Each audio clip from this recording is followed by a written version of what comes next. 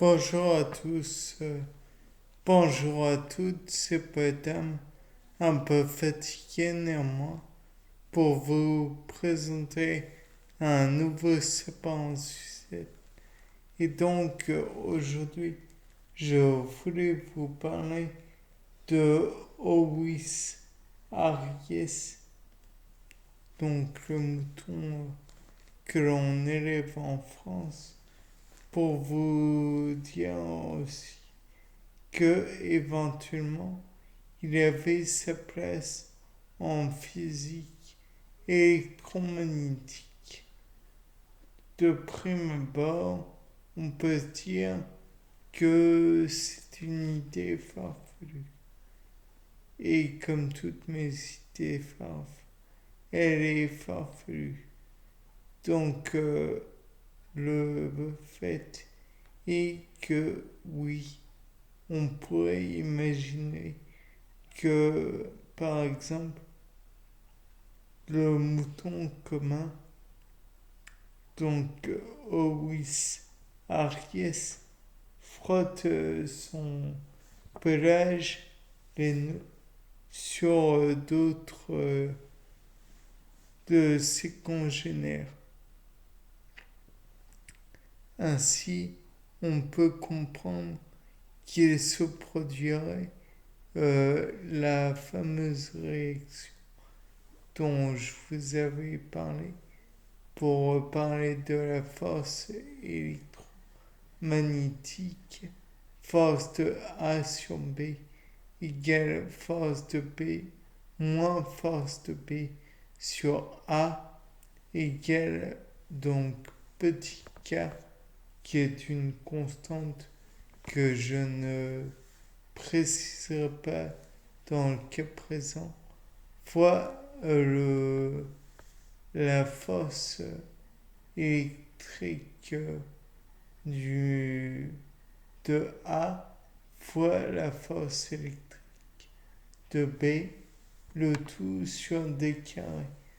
De là, on peut se dire que déjà, on ne voit pas vraiment où est-ce que je vais en. Mais le fait est que si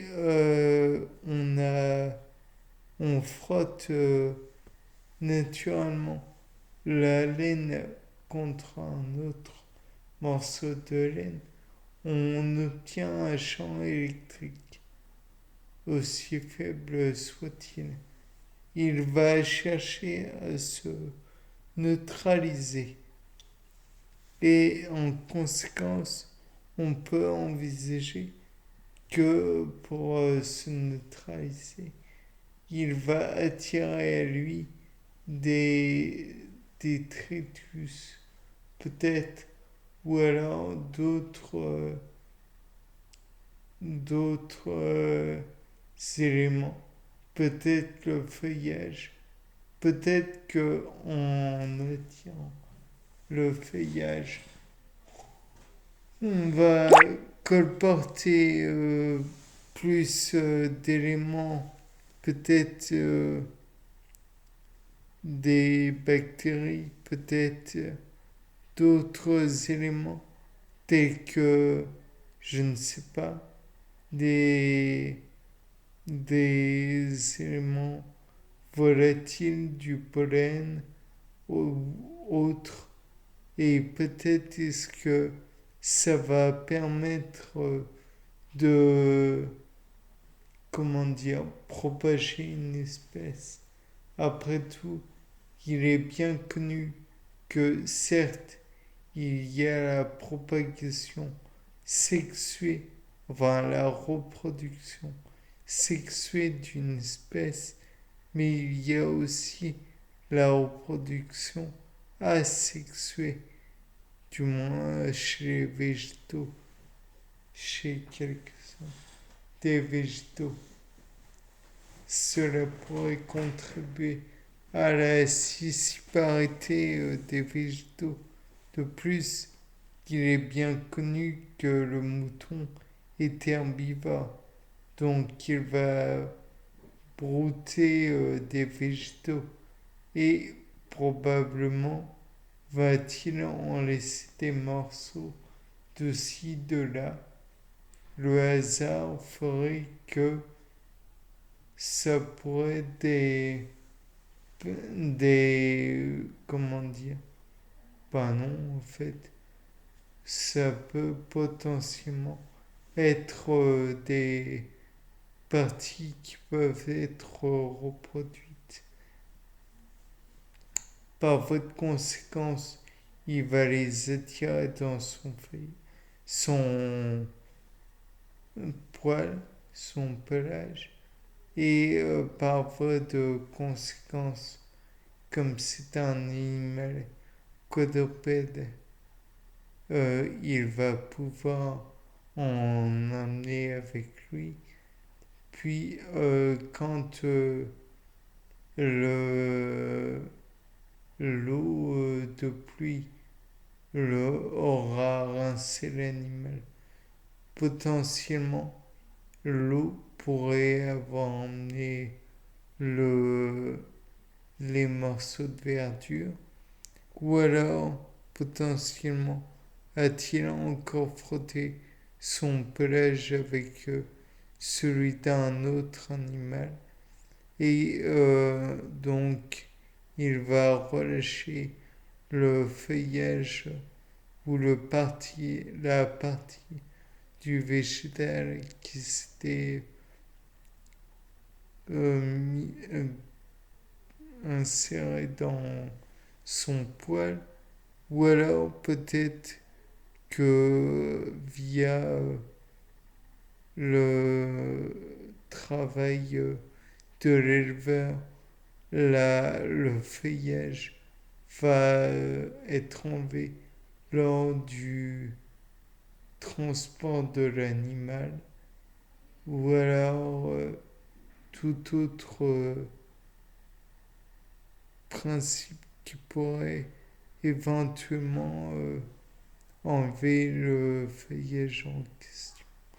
Peut-être même pourrait-ce être avec des, comment dire, des manières pour épouiller, entre guillemets, les uns envers les autres. Après tout, on observe ce comportement chez les chimpanzés et autres primates d'Afrique. Pourquoi ne pourrait-on pas l'observer chez des animaux, certes très éloignés, mais en France, comme des ovidés, comme le mouton, donc Ovis aries, est hypothétiquement plus sociable qu'il n'y paraît.